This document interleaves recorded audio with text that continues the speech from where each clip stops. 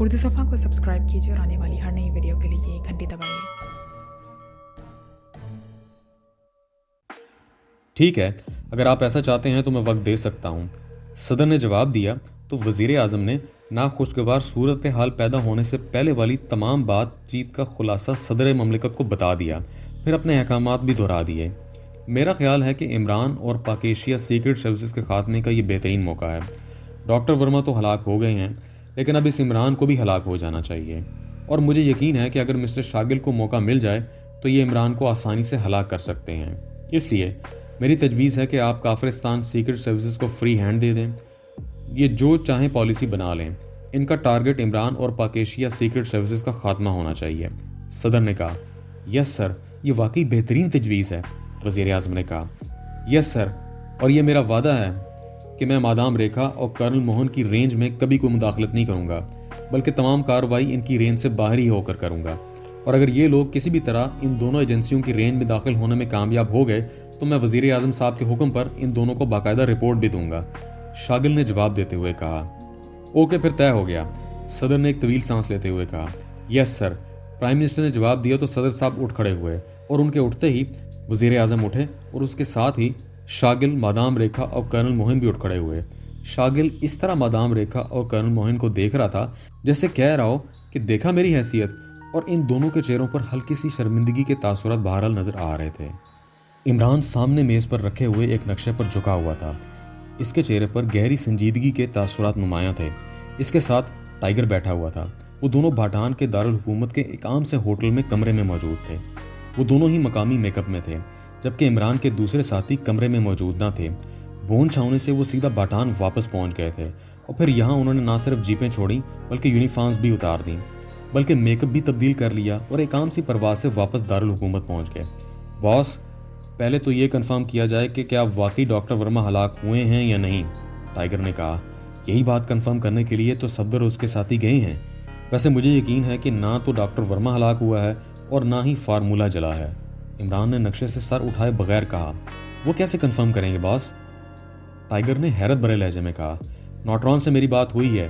वो सिर्फ इतना पता चला सका है कि डॉक्टर वर्मा का भाई बाटान में किसी मादनियाती फर्म में डायरेक्टर जनरल है और इसका नाम प्राण है। इससे ज़्यादा वो मालूम ना कर सका। इसलिए अब सफदर अपने साथियों समेत इस प्राण की तलाश में लगा हुआ है। इमरान ने जवाब दिया, तो क्या इसके भाई को असल हकीकत का इल्म होगा? टाइगर ने कहा तो इमरान ने हाथ में पड़ी हुई पेंसिल उठाई और सर उठाकर टाइगर की तरफ देखने लगा। तुम्हारे जहन में कन्फर्मेशन के सिलसिले में क्या लाहे अमल आता है? इमरान ने इंतहाई संजीदा लहजे में कहा।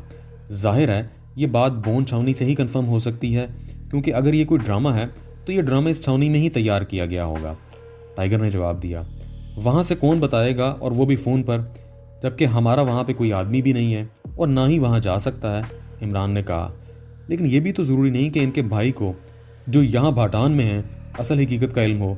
टाइगर ने कहा, डॉक्टर वर्मा की माँ को तो असल हकीकत का इल्म होगा, और मालूमात के मुताबिक डॉक्टर वर्मा की माँ अभी जिंदा हैं और भाटान में प्राण के साथ रहती हैं। जाहिर है सरकारी तौर पर डॉक्टर वर्मा की मौत पर इनके भाई प्राण और डॉक्टर वर्मा की माँ को सबसे ज़्यादा परेशानी होनी चाहिए। इसलिए डॉक्टर वर्मा ने इन्हें फ़ोन करके तसल्ली दे दी होगी कि वो मरा नहीं, जिंदा है। इमरान ने कहा तो टाइगर ने इस बात में सर हिला दिया, वो वाकई इंसानी नफ्सियात के मुताबिक तो ऐसा ही हुआ होगा। टाइगर ने कहा, असल बात यह है कि अगर डॉक्टर वर्मा जिंदा है और बोन छावनी वाली लेबॉर्ट्री भी मौजूद है तो फिर वहां तक पहुंचने के लिए कौन सा लाए हमल तय किया जाएगा और कौन सा रास्ता अख्तियार किया जाएगा? इमरान ने कहा, बॉस, मेरे ख्याल में तो वही तरीकाकार बेहतर रहेगा जिस पर आपने पहले अमल किया था, लेकिन अब कोई और चक्कर चलाना पड़ेगा। टाइगर ने कहा, मसलन? इमरान ने कहा, मसलन जनरल हेडक्वार्टर से भी तो फौजी हुकाम सरकारी तौर पर बोन छावनी के दौरे पर आ सकते हैं, इसलिए वहाँ से ऐसे अफराद को अगवा करके इनकी जगह हम बोन छावनी पहुँच सकते हैं।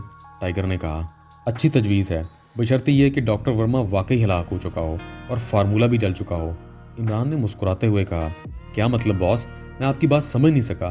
टाइगर ने इमरान के इस खिलाफ तवक्को जवाब पर हैरत भरे लहजे में कहा, मतलब ये कि अगर तो डॉक्टर वर्मा वाकई हलाक हो चुका है और वो फार्मूला भी जल गया है, तब तो जनरल मिलिट्री हेडक्वार्टर के अफसरान को बोन छावनी में बगैर किसी चेकिंग के दाखिले की इजाज़त मिल जाएगी। और अगर हुकूमत ने यह सब ड्रामा किया है तो लामुहाला वो इंतहाई सख्त चेकिंग करेंगे, और ये भी हो सकता है कि उन्होंने सिरे से दाखिला ही बंद कर दिया हो। इमरान ने कहा, आप वाकई इंतहाई गहराई में सोचते हैं। टाइगर ने कहा, बगैर गहराई में गए मोती नहीं मिल सकते, समझे? जो लोग ये समझते हैं कि वो सिर्फ ऊपर की सतह पर रहकर मोती हासिल कर लेंगे, इनके मुकद्दर में नाकामी होती है, क्योंकि कानून कुदरत तब्दील नहीं हो सकता। इमरान ने इंतहाई संजीदा लहजे में कहा और एक मरतबा फिर वो पेंसिल उठाकर नक्शे पर झुक गया। उसी लम्हे पास पड़े हुए फ़ोन की घंटी बज उठी तो इमरान ने हाथ बढ़ाकर रिसीवर उठा लिया। यस, इमरान ने बदले हुए लहजे में कहा। नौटरान बोल रहा हूँ, दूसरी तरफ से नौटरान की आवाज़ सुनाई दी। ओ यस, क्या बात है? इमरान ने इस बार अपने असल लहजे में कहा। एक अहम रिपोर्ट मिली है, मैंने सोचा कि आपको इत्तला दूँ। दूसरी तरफ से नौटरान ने कहा। अच्छा, तो अब तुम्हें भी अहम रिपोर्टें मिलने लग गईं, मुबारक हो। मिठाई कब खिला रहे हो? इमरान ने अचानक शगुफ्ता लहजे में कहा। मिठाई तो आप जब और जितनी खा लें, लेकिन ऐसी कौन सी बात हो गई कि आपने मिठाई की डिमांड कर दी? दूसरी तरफ से नौटरान ने हंसते हुए कहा। मतलब है बालिग हो गए हो इसलिए। इमरान ने मुस्कुराते हुए कहा। वो कैसे? नौटरान ने हैरत भरे लहजे में कहा। रिपोर्ट मुअन्नस होती है, इमरान ने जवाब दिया तो दूसरी तरफ नौटरान बेख्तियार खिलखिलाकर हंस पड़ा। फिर तो वाकई मिठाई का हक बन गया है आपका। बहरहाल रिपोर्ट यह है कि प्राइम मिनिस्टर हाउस में स्पेशल मीटिंग कॉल की गई है, जिसमें कर्नल मोहन, मादाम रेखा और शागिल तीनों ने शिरकत की है। वहाँ शागिल और वज़ीर आज़म का झगड़ा हो गया। जो रिपोर्ट मिली है इसके मुताबिक शागिल ने वज़ीर आज़म का हुक्म मानने से इनकार कर दिया था, जिस पर सदर को इत्तला दी गई। सदर साहब खुद प्राइम मिनिस्टर हाउस पहुंचे। वज़ीर आज़म ने मुसल्ला कमांडो भी मंगवा लिए थे, लेकिन फिर मामला सुलह सफाई पर ख़त्म हो गया। नौटरान ने कहा। इसका मतलब है कि अब शागिल को यह एहसास होने लग गया है कि वो वाकई सीक्रेट सर्विसेज का चीफ है और बतौर सीक्रेट सर्विसेज के चीफ के इसके पास खुसूसी इख्तियारात हैं। इमरान ने मुस्कुराते हुए कहा। जी हाँ, सुना तो यही गया है कि शागिल ने अपने इख्तियारात जिता दिए हैं और वज़ीर आज़म को झुकना पड़ा है। बहरहाल अहम बात हुई है, वो ये कि वज़ीर आज़म ने बोन छावनी के गिर्द पावर एजेंसी और ब्लैक फोर्स का घेरा डालने के अहकामात दिए हैं। अहकामात के मुताबिक ब्लैक फोर्स छावनी के अंदर मुकम्मल कंट्रोल संभालेगी और किसी को 1 माह तक छावनी के अंदर किसी सूरत में भी दाखिल न होने देंगे, जबकि पावर एजेंसी छावनी के बाहर गोपी चेक पोस्ट तक छावनी के चारों तरफ पिकेटिंग करेगी। वाच टावर्स जो मिलिट्री के हैं वो उसकी तहवील में होंगे और वो नए टावर्स भी बना सकेगी और जनरल मिलिट्री हेडक्वार्टर से अपनी इमदाद के लिए खुसूसी दस्ता भी तलब कर सकेगी। लेकिन इसका कोई आदमी छावनी में दाखिल ना हो सकेगा। वो अपनी रेंज में किसी आदमी को दाखिल ना होने देगी और अगर कोई दाखिल होता है तो बगैर वक्त ज़ाय किए इसे फौरी तौर पे हलाक कर देगी। और सीक्रेट सर्विसेज को फ्री हैंड दिया गया है कि वो जिस तरह चाहे आपको ट्रेस करके हलाक कर दे। उसके लिए वो जो चाहे करे, लेकिन वो पावर एजेंसी और ब्लैक फोर्स की रेंज में ना तो दाखिल हो सकेगा और ना ही मुदाखलत करेगा। नौटरान ने तफसील से बताते हुए कहा। इसका तो मतलब ये हुआ कि मेरा शक दुरुस्त है कि डॉक्टर वर्मा को हलाक नहीं किया गया, ये हुकूमत ने ड्रामा खेला है, वरना इस तरह पाबंदियां लगाने की क्या ज़रूरत थी। रिपोर्ट के मुताबिक वहाँ सब ने यही कहा है कि इमरान किसी सूरत में भी डॉक्टर वर्मा की हलाकत को तस्लीम नहीं करेगा और लामोहल्ला बोन छावनी पर हमला करेगा। इस पर वज़ीर आज़म साहब ने मौका गनीमत समझते हुए आपके और पाकेशिया सीक्रेट सर्विसेज के खात्मे की प्लानिंग की है। नौटरान ने कहा। ऐसा भी हो सकता है। बहरहाल मेरे साथी डॉक्टर वर्मा के भाई पुरान की तलाश में गए हैं। इनकी रिपोर्ट्स के बाद ही असल सूरत हाल सामने आएगी। लेकिन क्या तुमने मालूम किया है कि मादाम रेखा ने मिलिट्री से कोई दस्ता लिया है या नहीं? इमरान ने कहा। जी हाँ, उन्होंने माउंटेन फोर्स के कमांडोज का दस्ता तलब किया है। नौटरान ने जवाब दिया। ये दस्ता कब वहाँ से रवाना होगा? इमरान ने पूछा। मैंने मालूम किया है वो खुसूसी ट्रांसपोर्ट हेलीकॉप्टर के जरिए वहाँ से रवाना हो चुका है और शायद अब तक पहुँच भी गया हो। नौटरान ने जवाब दिया। इस कमांडो दस्ते की कोई खुसूसी यूनिफॉर्म है या आम काफिरस्तानी फौज की यूनिफॉर्म्स इस्तेमाल करते हैं? इमरान ने पूछा। इनकी खुसूसी भूरे रंग की यूनिफॉर्म होती है ताकि पहाड़ों पर इनकी नकलो हरकत को खुफिया रखा जा सके। मुझे अंदाज़ा हो रहा है कि आप इन खतूत पर सोच रहे हैं। अगर आप कहें तो ये आसानी से यूनिफॉर्म मुहैया की जा सकती हैं। नौटरान ने कहा। तुम सही समझ रहे हो, लेकिन जब तक वहाँ डॉक्टर वर्मा की मौजूदगी कन्फर्म ना हो जाए तब तक मैं कोई इकदाम नहीं करना चाहता।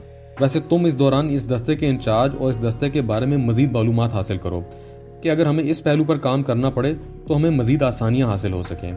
इमरान ने कहा। ठीक है, मैं आपको इत्तला दूंगा। दूसरी तरफ से कहा गया तो इमरान ने खुदा हाफिज कह के रिसीवर रख दिया। बॉस, ये कॉल चेक तो ना की जाएगी? टाइगर ने कहा। नहीं, यहाँ भटान में चेक नहीं हो सकती, वहाँ नौटरान का फ़ोन महफूज है। इमरान ने जवाब दिया तो टाइगर ने इस बात में सर हिला दिया। थोड़ी देर बाद दरवाज़ा खुला और सफदर और उसके दूसरे साथी अंदर दाखिल हो गए। टाइगर, सबके लिए कॉफ़ी का कह दो यार, काफ़ी लोग थक गए होंगे। इमरान ने मुस्कुराते हुए कहा। जी हाँ, खासा पैदल चलना पड़ता है। बहरहाल हम दुरुस्त मालूमात हासिल करने में कामयाब हो गए हैं, सफदर ने मुस्कुराते हुए कहा, और इसके साथ ही तनवीर और कैप्टन शकील भी कुर्सियों पर बैठ गए, जबकि जोलिया और सालिहा दोनों को बाटान पहुंचने के बाद वापस पाकेशिया भिजवा दिया गया था, क्योंकि इमरान के मुताबिक अब यह मिशन जिस पोजीशन में पहुंच गया था, इस पोजीशन में उनकी मौजूदगी उनके काम में रुकावट बन सकती थी। और जोलिया और सालिहा ने भी इमरान की बात की तायद की थी। वो खुद ही दोनों वापस चली गई थीं। क्या मालूम हुआ? इमरान ने पूछा। प्राण और उनकी वालदा दोनों पूरी तरह पुरसकून और मुतमईन हैं, सफदर ने कहा।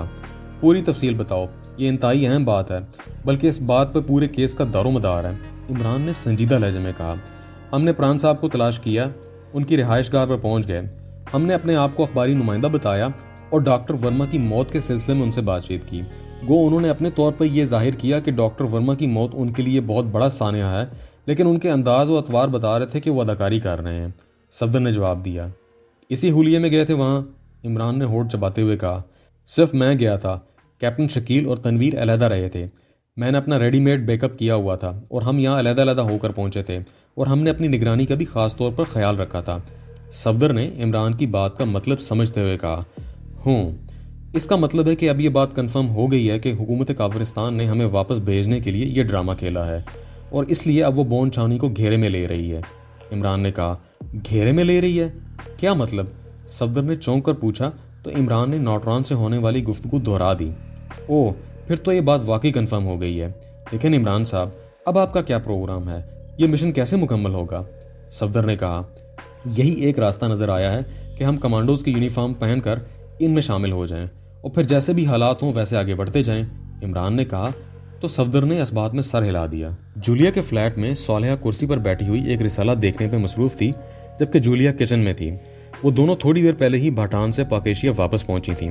सालिहा ने चूंकि जूलिया वाली बिल्डिंग में ही रिहायशी फ्लैट ले लिया था, इसलिए वो दोनों इकट्ठे ही एयरपोर्ट से यहाँ पहुंची थीं, और जूलिया ने उसे काफ़ी की दावत दे डाली थी, इसलिए सालिहा जूलिया के फ्लैट में मौजूद थी। चंद लम्हों बाद जूलिया काफ़ी के बर्तन उठाए किचन से बाहर आई, और इसने दरमियानी मेज़ पर काफ़ी के बर्तन रखे और कुर्सी घसीट कर बैठ गई। जूलिया, तुमने ख्वाम-ख्वाह इमरान की बात की तायद कर दी, और हमें इस कदर अहम मिशन से वापस आना पड़ा, सालिहा ने रिसाला एक तरफ रखते हुए कहा। क्या मतलब? क्या तुम ऐसा नहीं करना चाहती थी? जूलिया ने काफ़ी तैयार करते हुए कहा। अगर हमने इस इदारे में काम करना है तो फिर हमें लामुहाला मिशन मुकम्मल करना चाहिए। इस तरह मिशन के दरमियान वापस आ जाना तो ज्यादती है। इसका तो मतलब हुआ कि हमारी कारकर्दगी मर्द साथियों से कमतर है, सालिहा ने जवाब दिया। तो जूलिया बेख्तियार हंस पड़ी। मैंने कभी यहाँ मर्द और औरतों के नुक्ता नज़र से नहीं सोचा। वैसे मेरा अपना ख्याल भी था कि जो हालात पैदा हो चुके हैं वहाँ हमारी मौजूदगी दूसरी टीम की कारकर्दगी में रुकावट पैदा कर सकती है, इसलिए मैंने वापसी की हामी भर ली, जूलिया ने कहा। वो कैसे? सालिहा ने पूछा। वो इस तरह के वहाँ फौजी छावनी है, और यकीनन उसके गिर्द पहाड़ी पर फौजी भी भरे होंगे। ऐसी सूरत में लामुहाला इमरान और उसके साथी उनमें शामिल होकर कार्रवाई कर सकेंगे, और चूंकि छावनी के अंदर और बाहर औरतों की मौजूदगी का कोई जवाज नहीं बनता, इसलिए जाहिर है हम सवाए अपने साथियों की शनाख्त के और कुछ नहीं कर सकती थी, जूलिया ने जवाब दिया, और काफ़ी की प्याली सालिहा के सामने रख दी। क्या हम अपने तौर पर कुछ नहीं कर सकती? सालिहा ने कहा। अपने तौर पर क्या मतलब? खुलकर बात करो सालिहा, जूलिया ने कहा। देखो जूलिया, इस तरह मिशन को अधूरा छोड़कर वापस आने में मुझे सख्त उलझन हो रही है, इसलिए मैं चाहती हूँ कि अगर अपने साथियों के लिए हम रुकावट बन सकती हैं तो अलहदा मिशन मुकम्मल करने में तो कोई हर्ज नहीं है ना, सालिहा ने कहा। लेकिन अलहदा मिशन हम किस तरह मुकम्मल कर सकती हैं? तुम्हारे जहन में कोई लाहे अमल है? जूलिया ने काफ़ी सिप करते हुए कहा। लाहे अमल बनाया जा सकता है, सालिहा ने कहा, लेकिन जब इमरान और उसके साथी काम कर रहे हैं तो फिर हमारे अलहदा काम करने का क्या जवाब बनता है? जूलिया ने कहा। क्यों नहीं जवाब बनता? मिशन तो बहरहाल मुकम्मल करना है, हो सकता है कि हम पहले कर लें, सालिहा ने कहा। वो अपनी जिद पर अड़ी हुई थी। लेकिन चीफ इसकी इजाज़त नहीं देगा, जूलिया ने कहा। चीफ को कहने की ज़रूरत ही क्या है? हम वैसे मिशन पर काम कर रही हैं, फिर तुम डिप्टी चीफ हो, तुम तो आज खुद फैसला भी कर सकती हो, सालिहा ने कहा। तो जूलिया बेख्तियार मुस्कुरा दी। तुम अभी नई हो सालिहा, इसलिए तुम्हें इल्म नहीं है कि इमरान की यहाँ क्या हैसियत है और वह किस अंदाज में काम करता है, जूलिया ने कहा। हैसियत? क्या मतलब? वो तो सीक्रेट सर्विस का मेंबर ही नहीं है, फ्री लॉन्सर है, सालिहा ने कहा। वो वाकई मेंबर नहीं है और बज़ाहिर इसकी कोई हैसियत भी नहीं है, लेकिन ये उस वक्त जब चीफ के पास कोई मिशन ना हो। लेकिन जब कोई मिशन होता है तो फिर इमरान ही टीम का लीडर बनता है, और इमरान की मर्जी के बगैर चीफ कोई कदम नहीं उठाता। اب اگر ہم نے چیف سے بات نہ کی اور چیف کو علم ہو گیا کہ عمران نے ہمیں واپس بھیج دیا ہے، لیکن ہم نے اپنے طور پر کام کیا ہے اور چاہے ہم مشن مکمل ہی کر لیں، لیکن چیف کے نقطۂ نظر سے ہم انتہائی سخت سزا کے مستحق ہوں گی، کیونکہ ہم نے ٹیم لیڈر کے حکم کے خلاف ورزی کی ہے، اور چیف جو سزا دیتا ہے اس کا تصور بھی روح فرسا ہوتا ہے۔ وہ آدمی پر پاگل اور بھوکے کتے چھوڑ دیتا ہے، اور اگر ہم نے چیف سے اجازت مانگی تو چیف پہلے عمران سے بات کرے گا، اور اگر عمران نے اجازت دی تو ہمیں کام کرنے کی اجازت ملے گی، ورنہ نہیں، جولیا نے کہا۔ اس کا مطلب تو یہ ہوا کہ اصل چیف عمران ہی ہے، صالحہ نے منہ بناتے ہوئے کہا۔ جب تک مشن مکمل نہیں ہو جاتا وہ واقعی چیف ہوتا ہے، کیونکہ چیف کا نقطہ نظر یہی ہے کہ مشن کے دوران ٹیم لیڈر ہی فیصلے کا اختیار رکھتا ہے، اس کی ذمہ داری ہوتی ہے مشن کی تکمیل کی، اور چیف کسی طور پر بھی نہ تو خود مداخلت کرتا ہے اور نہ کسی کو مداخلت کی اجازت دیتا ہے۔ جولیا نے صالحہ کو سمجھاتے ہوئے کہا، تو پھر تمہیں خود عمران سے بات کرنی چاہیے تھی، بلکہ اب کر لو، وہ ہوٹل میں ٹھہرا ہوا ہے، وہاں فون کر لیتے ہیں۔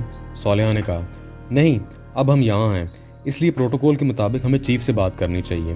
اگر چیف اجازت دے گا تب ہم عمران سے بات کریں گے، یا پھر چیف اگر مناسب سمجھے گا تو وہ خود عمران سے بات کر لے گا۔ جولیا نے کہا، تو پھر کرو فون۔ صالحہ نے کہا، لیکن چیف نے یہی بات پوچھنی ہے کہ ہم علیحدہ کیوں کام کرنا چاہتی ہیں، اور ہمارے پاس ایسا کیا لاہے عمل ہے کہ ہماری کارکردگی بھی درست ہو اور عمران اور اس کے ساتھیوں کے مشن میں بھی رکاوٹ پیدا نہ ہو۔ اس کا میرے پاس کیا جواب ہوگا؟ جولیا نے کہا، میرا خیال ہے کہ ہم کافرستان کے دارالحکومت جائیں اور وہاں ملٹری میں اپنی جیسی خواتین تلاش کر کے ان کا میک اپ کر لیں تو کسی بھی بہانے بون چھانی پہنچا جا سکتا ہے۔ بہرحال یہ ایک آئیڈیا ہے، باقی جو بھی حالات ہوں گے ویسے ہی کام کر لیا جائے گا۔ صالحہ نے کہا، بات تو تمہاری ٹھیک ہے، اوکے، میں بات کرتی ہوں چیف سے، جولیا نے کہا، اور ریسیور اٹھا کر اس نے نمبر ڈائل کرنے شروع کر دیے۔ X2۔ رابطہ قائم ہوتے ہی دوسری طرف سے چیف کی مخصوص آواز سنائی دی۔ جولیا بول رہی ہوں جناب، جولیا نے مؤدبانہ لہجے میں کہا۔ یس، X2 نے اسی سپاٹ لہجے میں کہا۔ میں اپنے فلیٹ سے بول رہی ہوں جناب، جولیا نے کہا۔ مجھے معلوم ہے، صالحہ بھی تمہارے ساتھ بھاٹان سے آئی ہے اور وہ اپنے فلیٹ کی بجائے تمہارے فلیٹ پر ہی موجود ہے، چیف نے جواب دیا تو جولیا کے ساتھ ساتھ صالحہ کے چہرے پر بھی حیرت کے تاثرات ابھر آئے۔ آپ کو کیسے علم ہو گیا جناب ہماری آمد کا اور صالحہ کا میرے فلیٹ میں موجودگی کا؟ جولیا نے انتہائی حیرت بھرے لہجے میں کہا۔ عمران نے مجھے بھاٹان سے اطلاع دی تھی اور یہاں ایئرپورٹ پر تمہاری آمد کی بھی اطلاع مل گئی ہے، اور چونکہ صالحہ کے اپنے فلیٹ میں جانے کا کوشن مجھے موصول نہیں ہوا جبکہ تمہارے فلیٹ پر پہنچنے کا کوشن مجھے مل گیا، X2 نے تفصیل بتاتے ہوئے کہا۔ کوشن؟ کیسا کوشن؟ میں سمجھی نہیں، جولیا نے حیرت بھرے لہجے میں کہا۔ جب بھی ٹیم کسی مشن پر جاتی ہے تو ظاہر ہے مشن پر جانے والے افراد کے فلیٹ تب تک خالی رہتے ہیں، ایک تو ان کی حفاظت ضروری ہوتی ہے اور دوسری بات کہ کوئی غلط آدمی فلیٹ میں داخل ہو کر کوئی کارروائی نہ کر سکے، اس لیے ٹیم کے جانے کے بعد فلیٹس میں نصب ایک خصوصی سسٹم آن کر دیا جاتا ہے جس سے مجھے کوشن مل جاتا ہے اور ساتھ ہی چیکنگ بھی ہو سکتی ہے۔ بہرحال مجھے ہر معاملے میں باخبر رہنا پڑتا ہے، X2 نے جواب دیا۔ اوہ یس سر، بہرحال عمران نے آپ کو بتا دیا ہوگا کہ ہمیں اس نے کیوں واپس بھیجا ہے، لیکن ہم اس طرح ادھورا مشن چھوڑ کر واپس آنے میں سخت الجھن محسوس کر رہے ہیں، اس لیے میں نے اور صالحہ نے فیصلہ کیا ہے کہ اگر آپ اجازت دیں تو ہم اپنے طور پر مشن کو مکمل کرنے کے لیے کام کریں، جولیا نے جواب دیتے ہوئے کہا۔ لیکن اس طرح عمران کی کارروائی اور پلاننگ میں بھی رکاوٹ پیدا ہو سکتی ہے، X2 نے کہا۔ سر، عمران خود بھی تو بعض اوقات 2 ٹیمیں بنا دیتا ہے، جولیا نے کہا۔ کیا تمہارے ذہن میں کوئی خاص لاہے عمل موجود ہے؟ X2 نے پوچھا تو جولیا نے وہی بات دہرائی جو صالحہ نے اسے بتائی تھی۔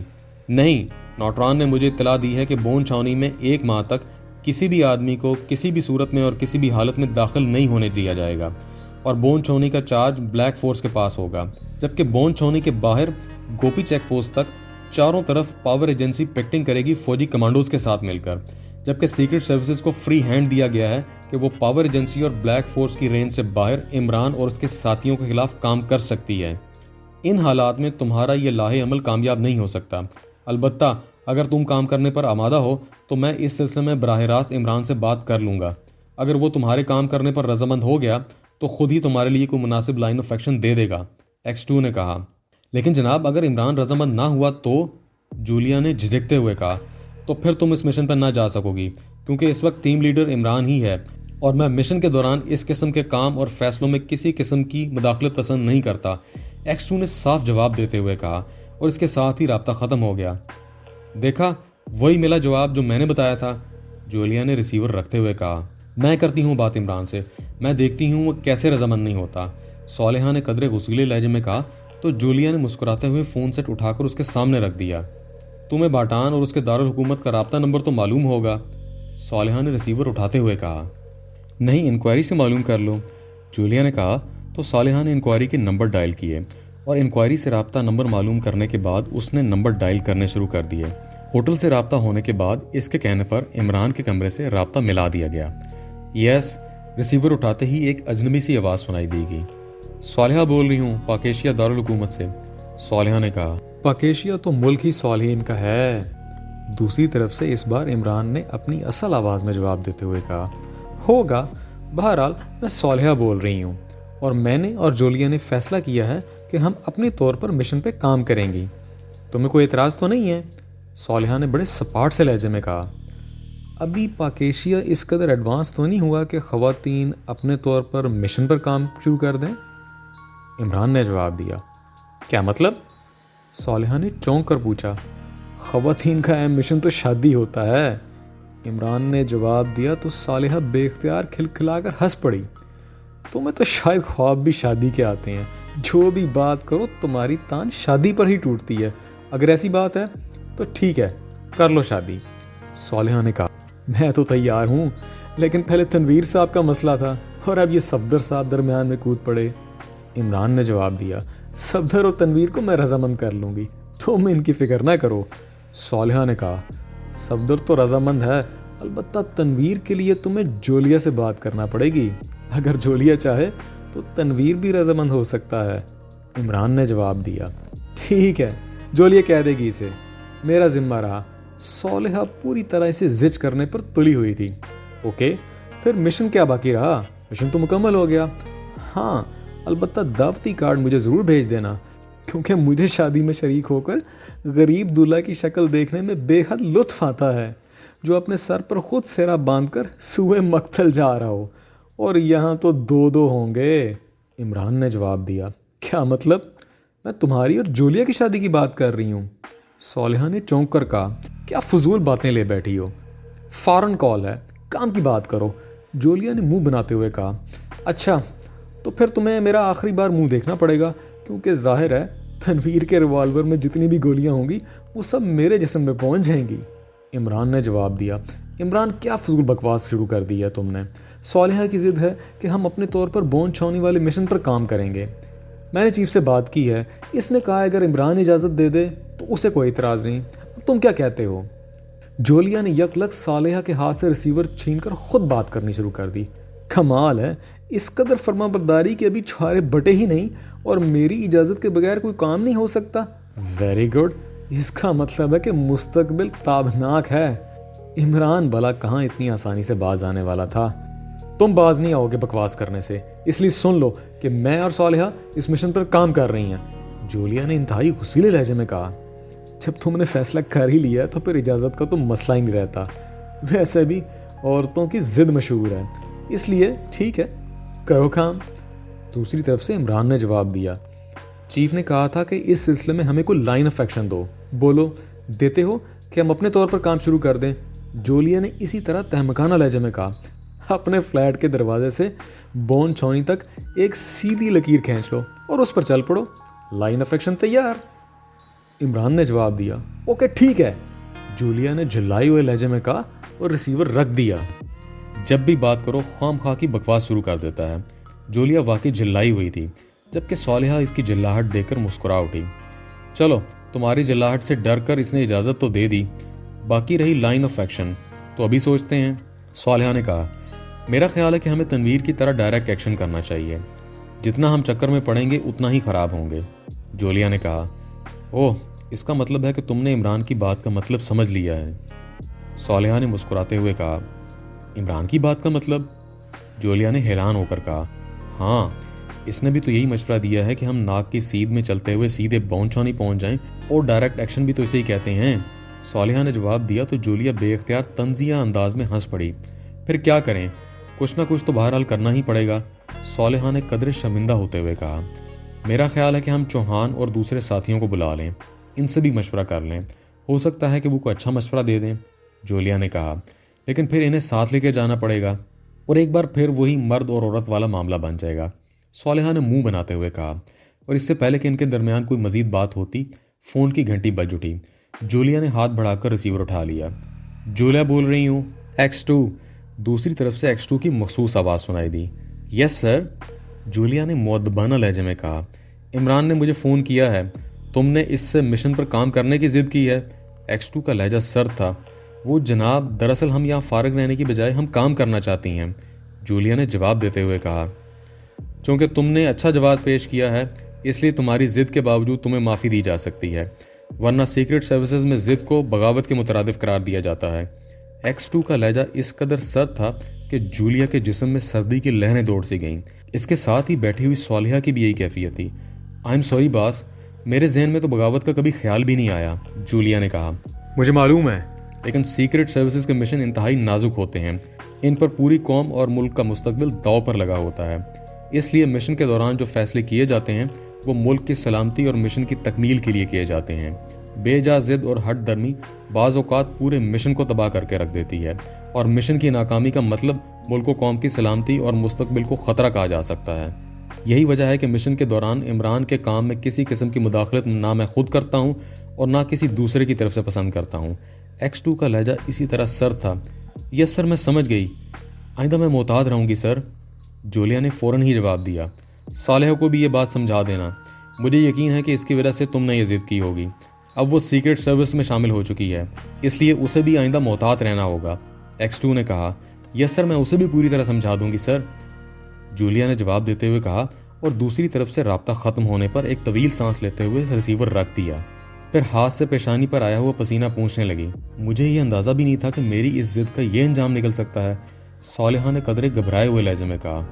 بال بچ گئے ہیں ہم، شاید چیف ہمیں وارننگ دینا چاہتا تھا، ورنہ چیف کا لہجہ بتا رہا تھا کہ ہم نے واقعی بھیانک غلطی کی ہے، جولیا نے کہا۔ میرے تصور میں بھی نہ تھا کہ چیف ان معاملات میں اس قدر حساس ہو سکتا ہے، اس کا مطلب ہے کہ آئندہ بے حد محتاط رہنا ہوگا۔ ویسے عمران نے بھی اچھا نہیں کیا چیف سے ہماری شکایت کر کے، صالحہ نے کہا۔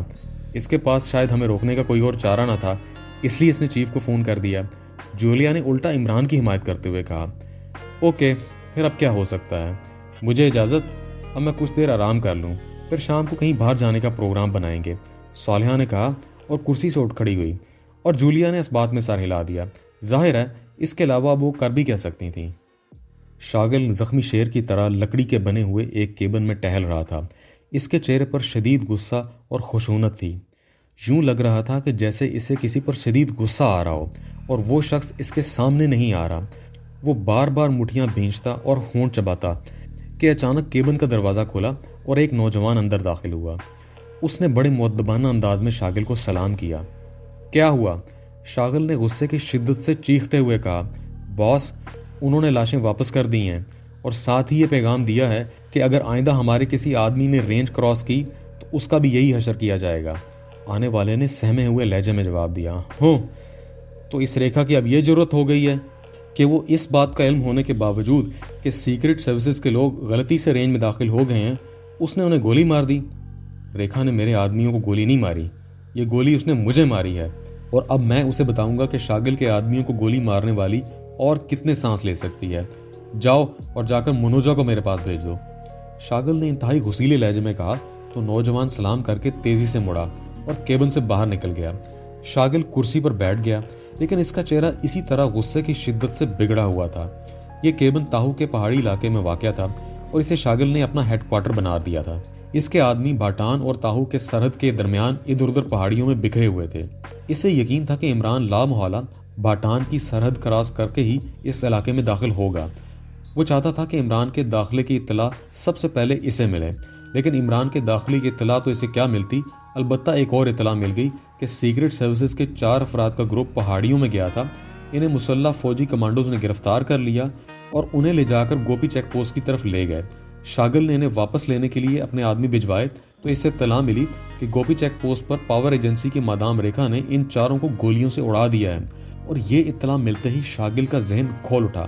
اس نے فوراً ریکھا کو پیغام بھیجا کہ اس زیادتی کا اسے عبرتناک انجام بھگتنا پڑے گا، جس کا جواب اس نوجوان نے آ کر دیا تھا کہ مادام ریکھا نے لاشیں واپس کر کے الٹا پیغام دیا ہے کہ اگر آئندہ بھی کوئی آدمی ان کی رینج میں داخل ہوا تو اسے گولی سے اڑا دیا جائے گا، اور ظاہر ہے یہ پیغام شاگل جیسے آدمی کو انتہائی توہین آمیز محسوس ہوا تھا، اور چند لمحوں بعد دروازہ کھلا اور ایک لمبے قد اور بھاری جسم کا نوجوان اندر داخل ہوا۔ آؤ بیٹھو منوجا، شاگل نے ہونٹ چباتے ہوئے کہا تو آنے والا سلام کر کے بڑے مؤدبانہ انداز میں کرسی پر بیٹھ گیا۔ شاگل چند لمحے غور سے اسے دیکھتا رہا۔ تمہیں معلوم ہے کہ ریکھا نے ہمارے آدمیوں کے ساتھ کیا کیا؟ شاگل نے کہا۔ یس باس، انہوں نے ہمارے آدمیوں کو گولی مار دی ہے، حالانکہ ہمارے آدمی ان کے علاقے میں نہ تھے، منوجا نے جواب دیتے ہوئے کہا۔ اور یہ کام ریکھا کا ہے، اس نے میرے آدمیوں کو گولی مار کر ایک ایسا جرم کیا ہے جس کا خمیازہ اسے بہرحال بھگتنا پڑے گا، شاگل نے غراتے ہوئے کہا۔ یس باس، منوجا نے جواب دیا، اور یہ انتقام میں فوری طور پہ لینا چاہتا ہوں، ابھی اور اسی وقت، شاگل نے کرسی کے بازو پر ہاتھ مارتے ہوئے کہا۔ آپ حکم دیں باس، آپ کے حکم کی تعمیل ہوگی، منوجا نے جواب دیا۔ ریکھا تو ظاہر ہے گوپی چیک پوسٹ پر موجود نہ ہوگی، لیکن اس کے ملازم لازماً وہاں موجود ہوں گے۔ تم ایسا کرو کہ اپنے ایکشن گروپ کے آدمی وہاں لے جاؤ اور گوپی چیک پوسٹ پر جتنے بھی آدمی ہیں ان سب کو گولیوں سے اڑا دو، پوری چیک پوسٹ کی اینٹ سے اینٹ بجا دو، ابھی اور اسی وقت، شاگل نے تیز لہجے میں کہا۔ وہاں تو فوجی کمانڈوز کا کنٹرول ہے باس، منوجا نے ڈرتے ہوئے کہا۔ کسی کا بھی ہے، میں کچھ نہیں جانتا، حکم کی تعمیل کرو، شاگل نے کہا تو منوجا اٹھ کھڑا ہوا اور اس نے سلام کیا اور تیزی سے واپس مڑ گیا، اور شاگل نے اٹھ کر ایک بار پھر ٹہلنا شروع کر دیا۔ ابھی وہ ٹہل ہی رہا تھا کہ دروازہ کھلا اور وہی پہلے والا نوجوان اندر داخل ہوا جس نے لاشیں واپس کرنے کی اطلاع دی تھی۔ کیا بات ہے اجیت، کیوں آئے ہو؟ شاگل نے پھاڑ کھانے والے لہجے میں کہا۔ باس، مامیرا کا سردار آیا ہے، آپ نے بلوایا تھا، آنے والے نے سہمے ہوئے لہجے میں کہا۔ او اچھا، لے آؤ اسے، شاگل نے کہا اور کرسی پر بیٹھ گیا۔ نوجوان تیزی سے واپس مڑا اور باہر نکل آیا۔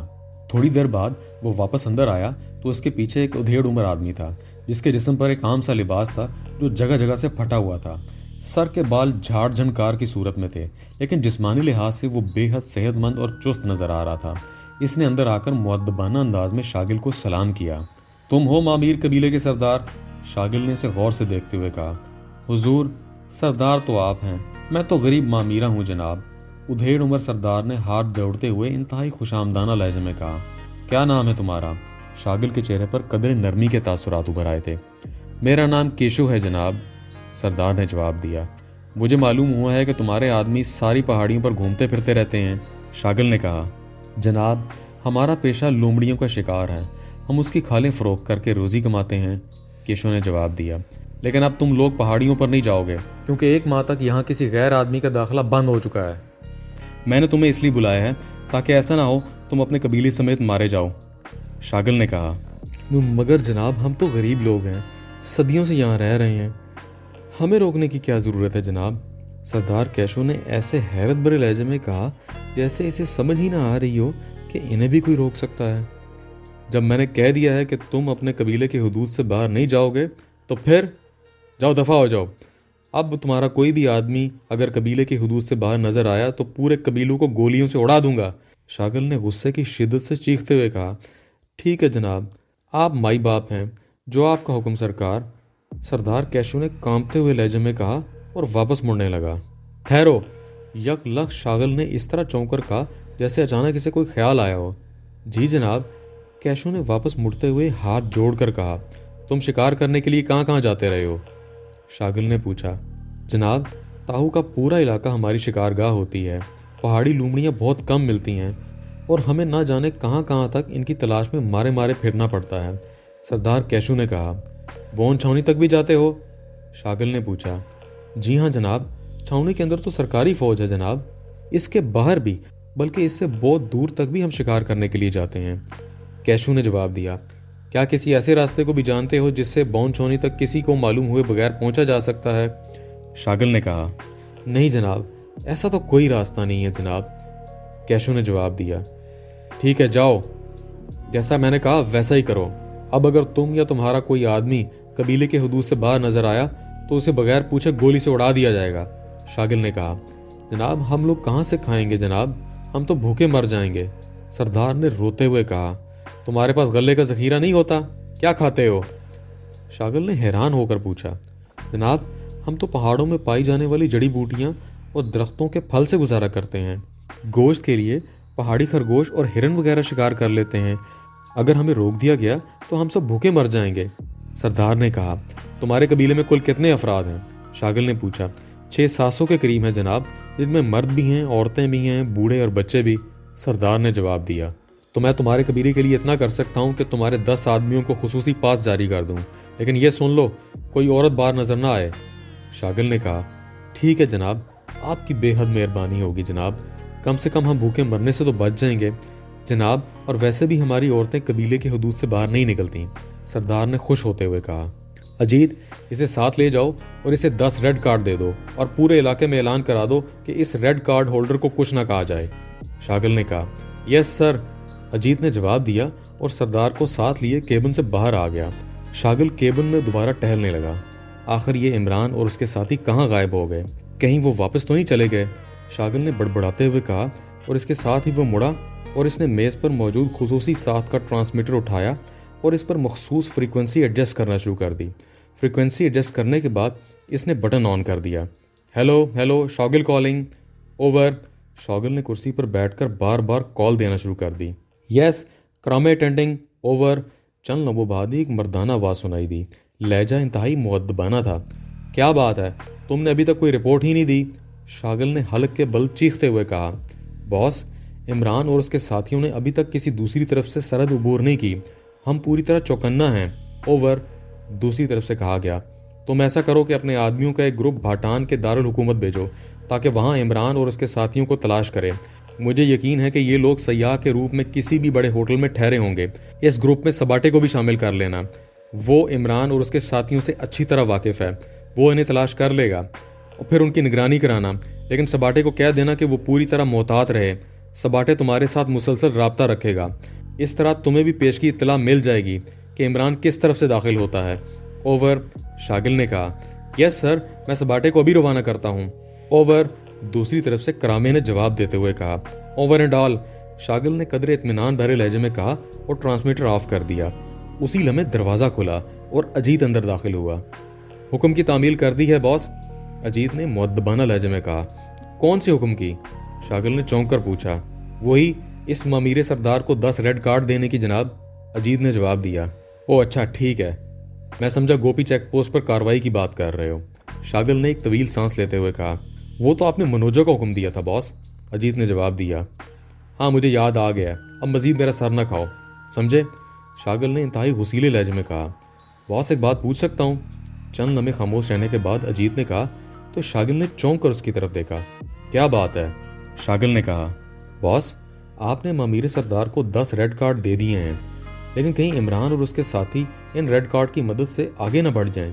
اجیت نے کہا تو شاگل ایک جھٹکے سے کرسی سے اٹھ کھڑا ہوا، اس کا چہرہ یک لخت آگ کی طرح تپ اٹھا۔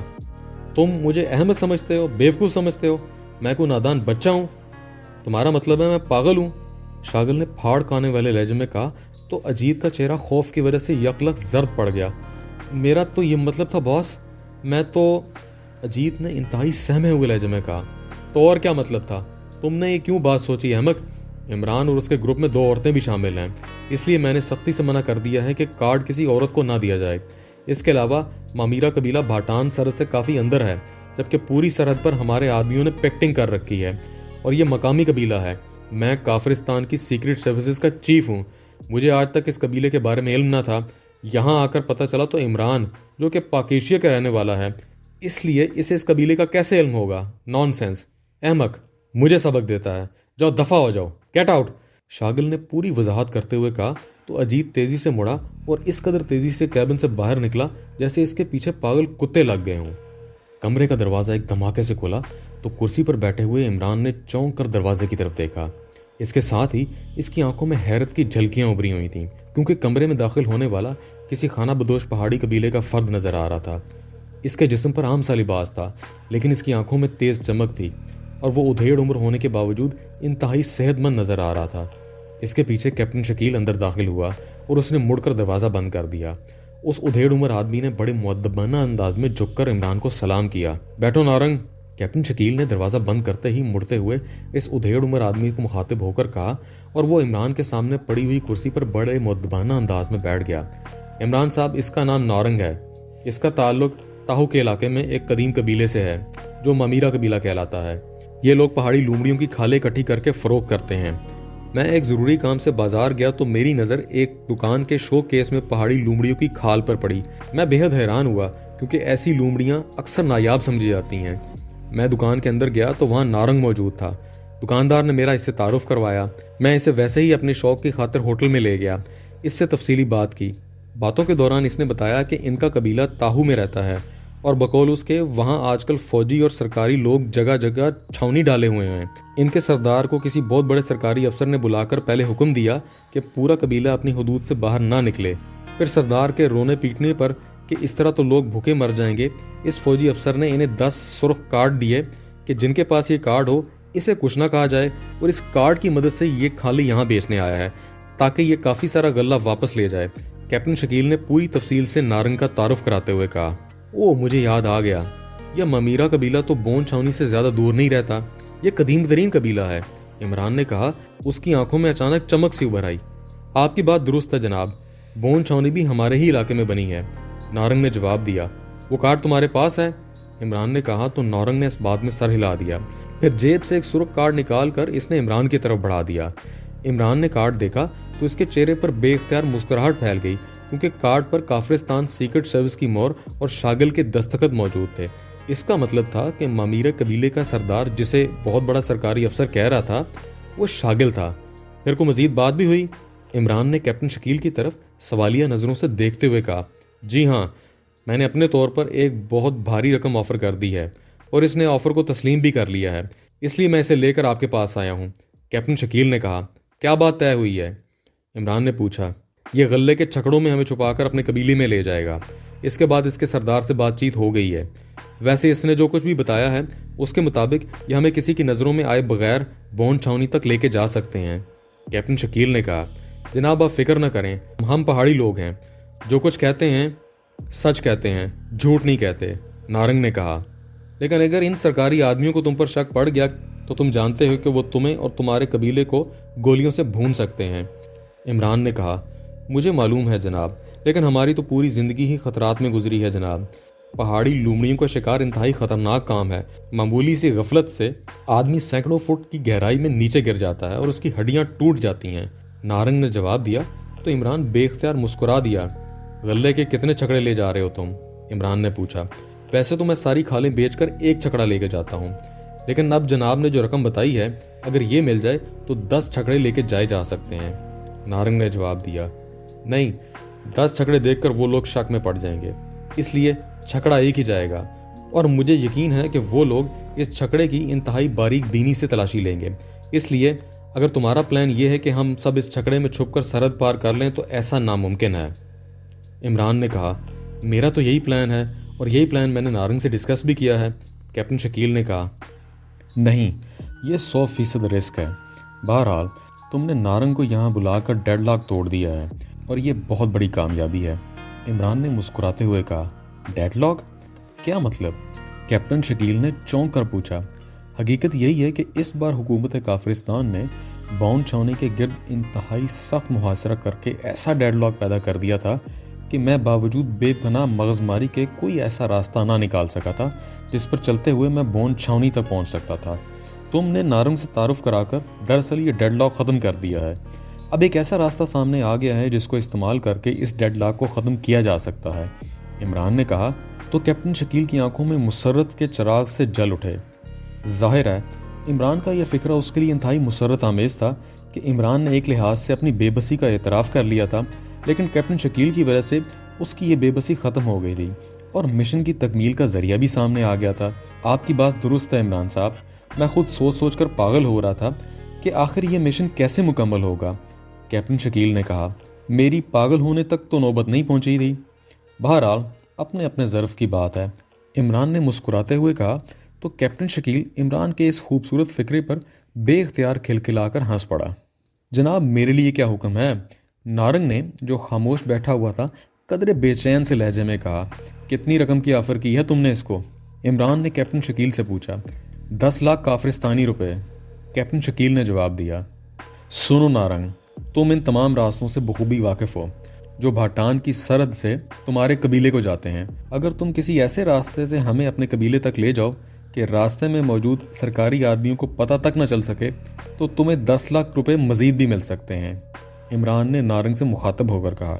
جناب، وہاں سرحد کے ایک ایک چپے پر سرکاری آدمی موجود ہے، बल्कि उन्होंने पहाड़ियों पर बाकायदा आदमी बिठाए हुए हैं जो बड़ी बड़ी दूरबीनों से दिन रात सरहद को देखते रहते हैं।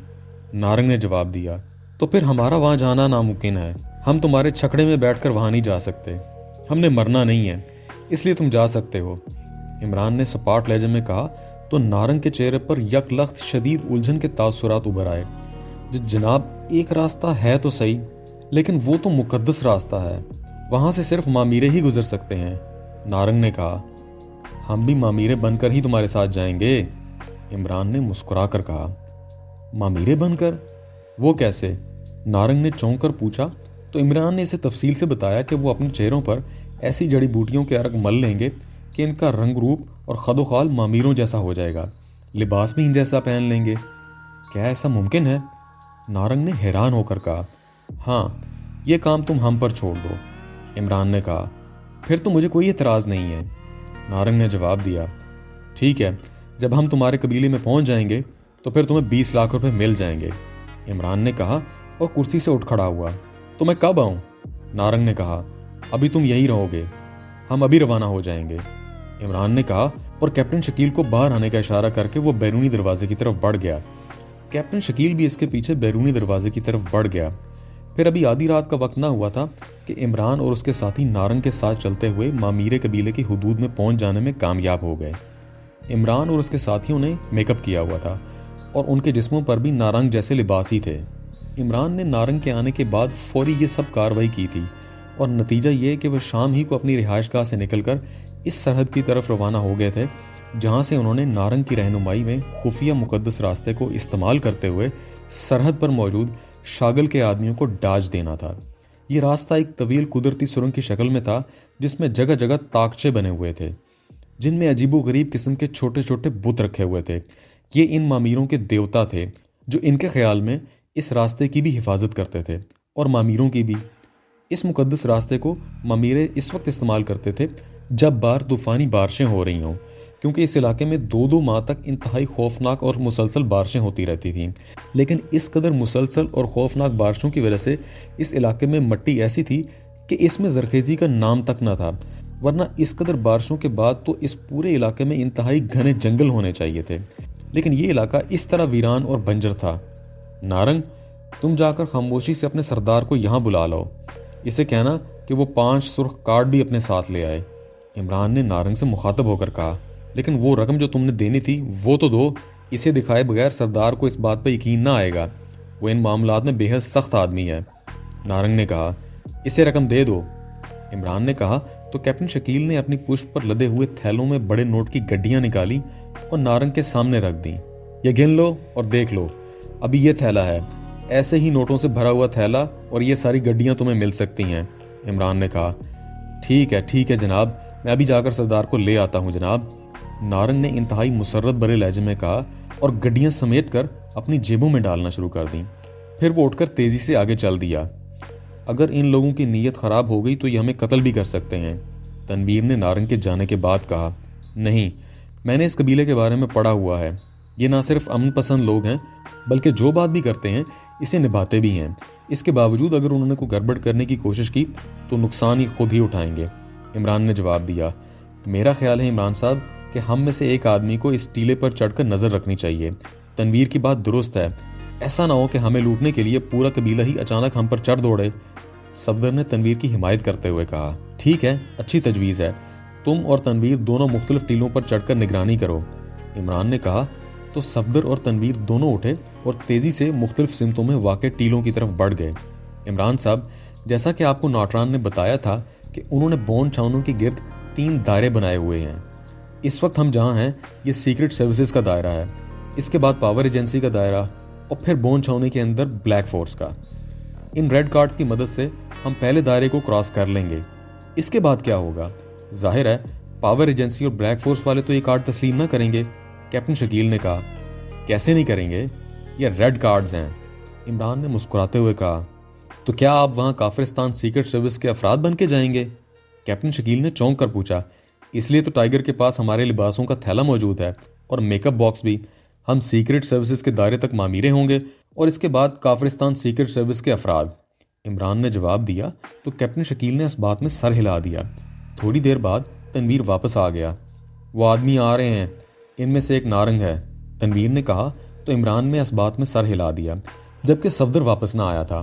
وہ شاید اس لیے وہاں رک گیا تھا تاکہ ان کے یہاں پہنچنے کے بعد بھی نگرانی کرتا رہے کہ کہیں ان کے بعد ان کے آدمی اچانک نہ آ جائیں۔ تھوڑی دیر بعد نارنگ اور اس کے ساتھ ایک ادھیڑ عمر آدمی اس جگہ پہنچ گئے جہاں عمران اور اس کے ساتھی موجود تھے۔ سلام صاحب، نارنگ کے ساتھ آنے والے نے عمران اور دوسرے ساتھیوں کو دیکھتے ہوئے کہا۔ نارنگ نے تمہیں بتا دیا ہوگا کہ ہم کیا چاہتے ہیں اور اس کے معاوضے میں کیا دینا چاہتے ہیں، عمران نے اس ادھیڑ عمر آدمی سے مخاطب ہو کر کہا جو نارنگ کے ساتھ آیا تھا۔ میں نے سردار کو سب کچھ بتا دیا ہے جناب، سردار آپ کے حکم کی تعمیل کرنے کے لیے تیار ہیں، نارنگ نے جواب دیا۔ جناب، ہم غریب لوگ ہیں، آپ نے نارنگ کو جتنی رقم دی ہے اتنی رقم تو ہم پورے سال شکار کھیل کر بھی اکٹھی نہیں حاصل کر سکتے، سردار نے کہا۔ لیکن جن لومڑیوں کی کھالیں تم فروخت کرتے ہو وہ تو انتہائی قیمتی اور نایاب ہوتی ہیں، ان سے تو تمہیں انتہائی بھاری معاوضہ ملنا چاہیے، عمران نے کہا۔ آپ کی بات درست ہے، لیکن تاجر لوگ ہماری مجبوری سے فائدہ اٹھاتے ہیں اور انتہائی سستے داموں میں ہم سے کھالیں لے لیتے ہیں، کیونکہ یہ کھالیں باوجود نمک لگانے کے زیادہ سے زیادہ 1 ماہ بعد گلنا سڑنا شروع ہو جاتی ہیں، اور انہیں معلوم ہے کہ اگر انہوں نے یہ کھالیں نہ لیں تو ہمارے لیے 1 ماہ بعد یہ کھالیں بیکار ہو جائیں گی، اس لیے وہ ہماری مجبوری سے فائدہ اٹھاتے ہیں اور زیادہ منافع خود حاصل کر لیتے ہیں، سردار نے جواب دیا۔ نارنگ نے بتایا کہ تم کسی بڑے افسر کے سامنے پیش ہوئے تھے، کیا تم بتا سکتے ہو کہ اس سے کیا بات ہوئی تھی؟ عمران نے کہا، جی ہاں، وہ بڑا سخت مزاج افسر ہے جناب، یہ تو نہ جانے کیسے اسے ہمارے قبیلے پر رحم آ گیا، ورنہ ہمارے لیے اس کے علاوہ کوئی چارہ نہ تھا کہ سارا قبیلہ مقدس راستے سے بھاٹان جاتا اور وہاں بھیک مان کر گزارا کرتا رہتا، ہم تو بھوکے مر جاتے، سردار نے کہا۔ وہ باتیں دہراؤ جو افسر سے ہوئی تھیں، ساری باتیں، عمران نے کہا تو سردار نے شاگل کے ساتھ ہونے والی بات چیت دہرانی شروع کر دی۔ جب اس نے بتایا کہ شاگل نے اس سے پوچھا تھا کہ کوئی ایسا راستہ بھی ہے جس کے ذریعے کسی نظروں میں آئے بغیر بون چھاونی پہنچا جا سکتا ہے، تو عمران چونک پڑا، کیونکہ یہ بات شاگل کو پوچھنے کی کیا ضرورت تھی؟ یا تو اسے شک تھا کہ عمران اور اس کے ساتھی مامیروں کے ساتھ اس راستے سے بون چھاونی پہنچ سکتے ہیں، لیکن اگر یہ بات اس کے ذہن میں آئی ہوتی تو وہ مامیروں کو پکڑ کر قید میں ڈال دیتا۔ وہ ایسا ہی آدمی ہے، لیکن اگر ایسی بات نہیں ہے تو پھر اس نے یہ بات کیوں کی؟ دوسری صورت یہ تھی کہ وہ خود اس راستے بون چھاونی جانا چاہتا ہے یا اپنے آدمیوں کو بھجوانا چاہتا ہے، یا یہ بھی ہو سکتا ہے کہ وہ اس طرح ریکھا اور کرنل موہن کے خلاف کوئی سازش کرنا چاہتا ہو۔ عمران کو معلوم تھا کہ یہ تینوں ایجنسیاں ایک دوسرے کو نیچا دکھانے میں ہر وقت تیار رہتی ہیں، لیکن اس افسر نے ایسی بات کیوں پوچھی جبکہ وہ اور اس کے آدمی تو ویسے ہی بون چھاونی جا سکتے ہیں؟ عمران نے ہونٹ چباتے ہوئے کہا، او نہیں جناب، ان سرکاری آدمیوں کے درمیان تو انتہائی ہولناک جنگ ہوئی ہے، مجھے میرے آدمیوں نے بتایا ہے کہ فوجی چوکی پر اس بڑے افسر کے 4 آدمی چوکی والوں نے مار ڈالے ہیں، پھر اس افسر کے آدمیوں نے اس چوکی پر حملہ کر دیا اور وہاں موجود سارے فوجی مار ڈالے اور چوکی کو بھی بم سے اڑا دیا، سردار نے کہا تو عمران بے اختیار مسکرا دیا، کیونکہ اب وہ اصل بات سمجھ گیا تھا کہ شاگل کیوں کسی خفیہ راستے سے بون چھاونی میں پہنچنے کی بات کر رہا ہے۔ تو پھر تم نے کیا جواب دیا؟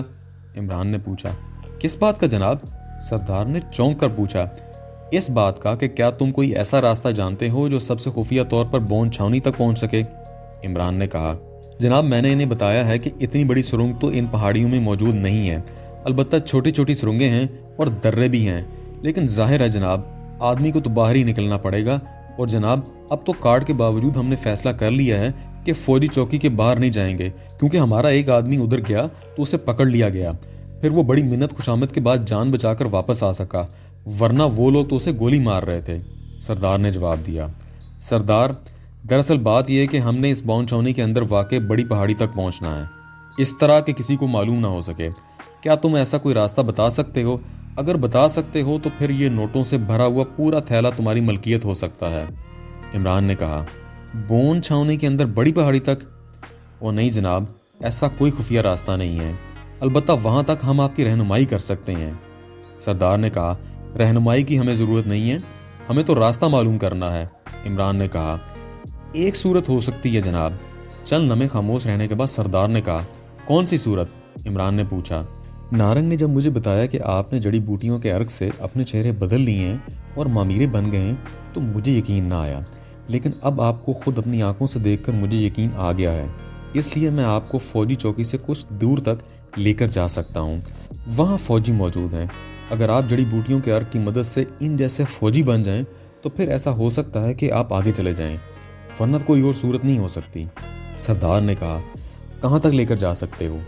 عمران نے کہا، فوجی چوکی سے کافی آگے تک جناب، تقریباً بون چھونی سے کچھ پہلے تک، کیونکہ اس کے بعد آگے بڑی پہاڑیاں ہیں۔ سردار نے کہا، کیا تم بھی ہمارے ساتھ جاؤ گے؟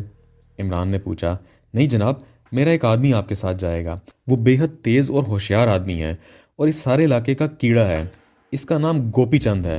سردار نے کہا، تو اسے بلوا لو یہاں تاکہ میں اس سے بات کر کے تسلی کر لوں۔ عمران نے کہا، نارنگ جاؤ اور گوپی چند کو ساتھ لے آؤ، خیال رکھنا کسی اور کو اس کا علم نہ ہو۔ سردار نے کہا تو نارنگ اٹھا اور تیزی سے مڑ کر واپس چلا گیا۔ کیبن کا دروازہ ایک دھماکے سے کھلا تو کرسی پر بیٹھا ہوا شاگل بے اختیار چونک پڑا۔ اس کے چہرے پر غصے کے تاثرات ابھر آئے تھے۔ کیا ہوا تمہیں؟ کیا قیامت آ گئی ہے؟ شاگل نے دروازے کے اندر آتے ہوئے اجیت کو دیکھ کر انتہائی غصیلے لہجے میں کہا، باس، عمران اور اس کے ساتھیوں کو ٹریس کر کے گرفتار کر لیا گیا ہے جناب۔ اجیت نے کہا تو شاگل بے اختیار اچھل کر کھڑا ہو گیا۔ کہاں ہے وہ؟ کس نے ٹریس کیا؟ بتاؤ، جلدی بتاؤ۔ شاگل نے انتہائی بے چین سے لہجے میں چیختے ہوئے کہا، جناب وہ معمیروں کے روپ میں یہاں سے کچھ دور پہاڑی ٹیلوں کے درمیان چھپے ہوئے تھے کہ ہمارے آدمیوں نے انہیں چیک کر لیا اور پھر بے ہوش کرنے والی گیس کے اچانک فائر کر کے سب کو بے ہوش کر دیا اور اب انہیں اٹھا کر یہاں لایا جا رہا ہے، اس لیے میں اطلاع دینے آیا ہوں۔ اجیت نے انتہائی مسرت بھرے لہجے میں کہا، پوری تفصیل بتاؤ، یہ سب کیسے ہوا؟ شاگل نے ہونٹ چباتے ہوئے کہا، جناب میں نے مامیرا قبیلے کی ایک عورت کو رقم دے کر اپنے ساتھ ملا لیا تھا تاکہ عمران اور اس کے ساتھی مامیرا قبیلے کی مدد حاصل کرنا چاہیں تو وہ مجھے اطلاع کر دے۔ اب سے 1 گھنٹہ پہلے وہ عورت چھپ کر میرے خیمے میں آئی تھی۔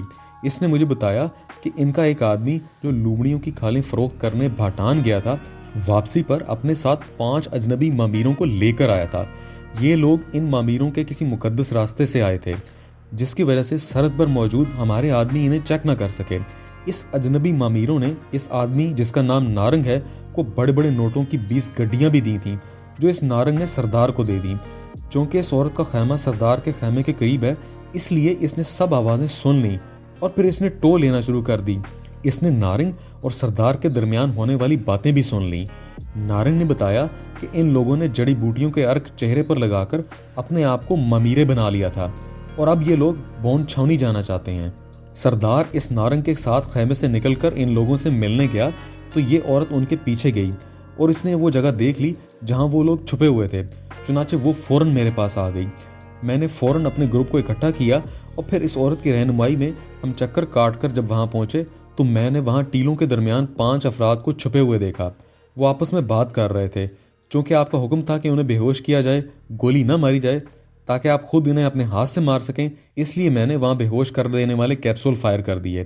جب مجھے یقین ہو گیا کہ یہ سب بے ہوش ہو گئے ہیں تو میں نے انہیں اٹھا کر بڑی غار میں پہنچانے کا کہہ دیا اور خود دوڑ کر یہاں آ گیا تاکہ آپ کو اطلاع دے سکوں۔ اجیت نے پوری تفصیل بتاتے ہوئے کہا، پھر تو تم نے وہ کارنامہ سر انجام دے دیا ہے اجیت جو ہمیشہ کے لیے یاد رکھا جائے گا۔ تم ایک عظیم آدمی ہو اجیت، انتہائی عظیم۔ شاگل نے مسرت سے کامتے ہوئے لہجے میں کہا اور تیزی سے آگے بڑھ کر اس نے اجیت کو اس طرح گلے لگا لیا جیسے اجیت سے گلے ملنے کے لیے وہ صدیوں سے تڑپ رہا ہو۔ بے حد شکریہ جناب، آپ کے یہ الفاظ میرے لیے اعزاز ہیں صاحب۔ اجیت نے حیرت اور مسرت کے ملے جلے انداز میں لڑکھڑاتے ہوئے لہجے میں کہا تو شاگل پیچھے ہٹ گیا۔ کہاں ہیں یہ شیطان صرف لوگ؟ کہاں ہیں؟ جلدی سے بتاؤ، کہاں ہیں؟ شاگل نے انتہائی بے چین لہجے میں کہا، میں نے انہیں بڑی غار میں پہنچانے کا کہا ہے جناب۔ اجیت نے کہا، تو آؤ جلدی کرو، آؤ۔ شاگل نے تیز لہجے میں کہا اور دروازے کی طرف بڑھنے ہی لگا تھا کہ میز پر پڑے ہوئے ٹرانسمیٹر سے تیز سیٹی کی آواز نکلنے لگی۔ شاگل تیزی سے مڑا اور اس نے ہاتھ بڑھا کر ٹرانسمیٹر اٹھا لیا اور اس کا بٹن آن کر دیا۔ ہیلو، ریکھا بول رہی ہوں، اوور۔ دوسری طرف سے ریکھا کی آواز سنائی دی تو شاگل بے اختیار چونک پڑا۔ اب کیا ہوا ہے؟ اوور، شاگل نے غصیلے لہجے میں کہا کیونکہ گوپی چیک پوسٹ پر حملے کے بعد اس کی مادام ریکھا کے ساتھ اچھی خاصی جھڑپ پہلے ہی ہو چکی تھی۔ میں نے پرائم منسٹر صاحب سے بات کر لی ہے، انہوں نے اپنے خصوصی اختیارات کا استعمال کرتے ہوئے یہ مشن تم سے واپس لے لیا ہے، اس لیے اب یہ مشن سیکرٹ سروسز کے پاس ہے ہی نہیں، اب تمہیں اپنے آدمیوں سمیت واپس جانا پڑے گا، سمجھے؟ اوور۔ مادام ریکھا کی تلخ آواز سنائی دی۔ وزیر اعظم صاحب کے پاس واقعی اختیارات موجود ہیں کہ وہ جو مشن چاہیں سیکرٹ سروس کے سپرد کر دیں اور جو مشن چاہیں واپس لے لیں، مجھے ان کے اختیارات پر کوئی اعتراض نہیں ہے۔ اوور۔ شاگل نے بڑے مسرت بھرے لہجے میں کہا۔ کیا مطلب؟ تم اس طرح لہجے میں بات کیوں کر رہے ہو؟ تم جیسے آدمی کا میری بات سننے کے بعد اس طرح کا لہجہ اپنانے کا مطلب ہے تم کسی خاص چکر میں ہو۔ اوور۔ ریکھا کی حیرت بھری آواز سنائی دی۔ چلو تمہیں بھی بتا دیتا ہوں، ورنہ میرا خیال تھا کہ جب پرائم منسٹر صاحب مجھے واپسی کا حکم دیں گے تبھی میں انہیں بتاؤں گا، اور پھر وہ تمہیں خود ہی واپسی کا حکم دے دیں گے۔ اوور۔ شاگل نے بڑے فاخرانہ انداز میں کہا۔ مجھے واپسی کا حکم؟ میں تمہاری بات کر رہی ہوں، مجھ سے اور بلیک فورس سے تو مشن واپس نہیں لیا گیا، ہم تو کام کریں گے۔ اوور۔ ریکھا نے کہا۔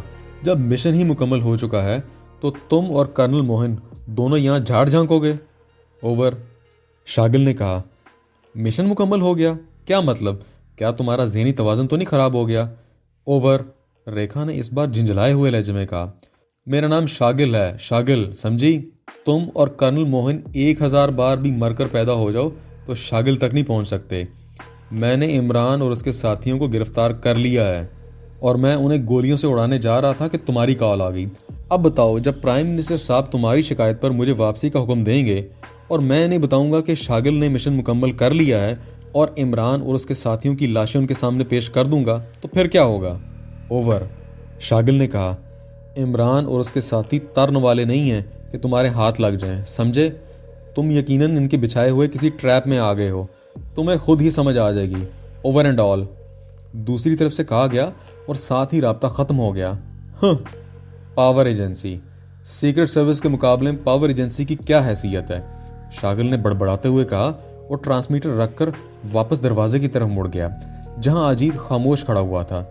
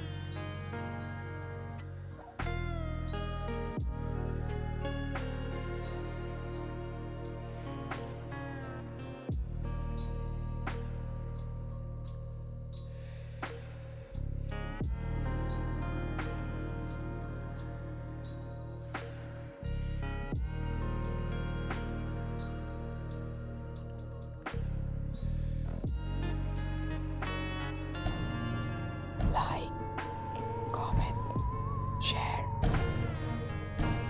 press the bell icon.